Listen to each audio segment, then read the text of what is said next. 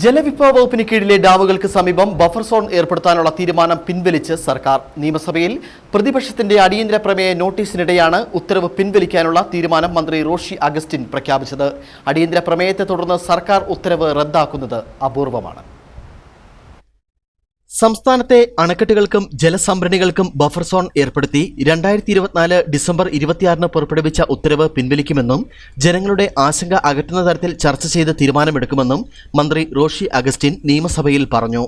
പ്രഖ്യാപനം ജനങ്ങൾക്കിടയിൽ ആശങ്കയ്ക്കിടയാക്കിയെന്ന തിരിച്ചറിവിൽ സർക്കാർ വിഷയം ചർച്ച ചെയ്തുവെന്നും ഇപ്പോഴത്തെ ഉത്തരവ് അന്തിമമായി പരിഗണിക്കേണ്ടതില്ലെന്നും മന്ത്രി പറഞ്ഞു. മോൻസ് ജോസഫ് MLA അവതരിപ്പിച്ച അടിയന്തര പ്രമേയ നോട്ടീസിന് മറുപടി പറയുകയായിരുന്നു മന്ത്രി. വിഷയം ഏറെ ഗൗരവമുള്ളതാണെന്നും ഉത്തരവ് പിൻവലിക്കണമെന്നും പ്രതിപക്ഷ നേതാവ് VD സതീശൻ സഭയിൽ പറഞ്ഞു. വിഷയത്തിൽ യാതൊരു ആശയക്കുഴപ്പത്തിന്റെയും ആവശ്യമില്ലെന്നും ഉത്തരവ് റദ്ദാക്കുമെന്നും മന്ത്രി റോഷി അഗസ്റ്റിൻ ഉറപ്പു നൽകി. 12/24 ഉത്തരവ് ആശങ്കകളും ആശയക്കുഴപ്പവും സൃഷ്ടിക്കുന്നതാണെന്ന് ബോധ്യം വന്ന സ്ഥിതിയിൽ ആ ഉത്തരവ് നടപ്പാക്കിയാല അതിനനുയോജ്യമായ കാര്യങ്ങൾ കൂടിയാലോചിച്ച് ചെയ്യാം. ഇത് രണ്ടും നേരത്തെ പറഞ്ഞതാണ്. നേരത്തെ പറഞ്ഞില്ല, നേരത്തെ അത് പരിഷ്കരിക്കുമെന്ന് പറഞ്ഞത്.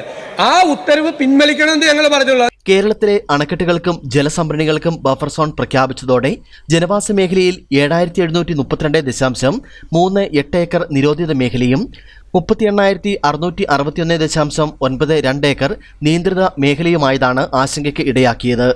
ഡിസംബർ 26 ഉത്തരവ് വഴി സംസ്ഥാനത്തെ 61 ഡാമുകളിലും 35 റിസർവോയറുകളിലുമാണ് ബഫർ സോൺ പ്രാബല്യത്തിലായത്. ജലസേചന വകുപ്പിന്റെ വെബ്സൈറ്റിലുള്ള പട്ടിക പ്രകാരം 38 പുഴകളിലെ സംഭരണികളിലായി 782.63 കിലോമീറ്റർ ദൂരമാണ് ബഫർ സോൺ. ഇരുവശത്തും 20 മീറ്റർ വീതം സോൺ 1-ൽപ്പെടുത്തി നിരോധിത മേഖലയും 20 മുതൽ 120 മീറ്റർ സോൺ 2-ൽപ്പെടുത്തി നിയന്ത്രിത മേഖലയുമായി. ഏറ്റവും കൂടുതൽ ദൂരം നിയന്ത്രണം വരുന്നത് ഇടുക്കി കല്ലാർകുട്ടി അണക്കെട്ടിലെ മുതിരപ്പുഴയിലാണ്, 281.24 കിലോമീറ്റർ.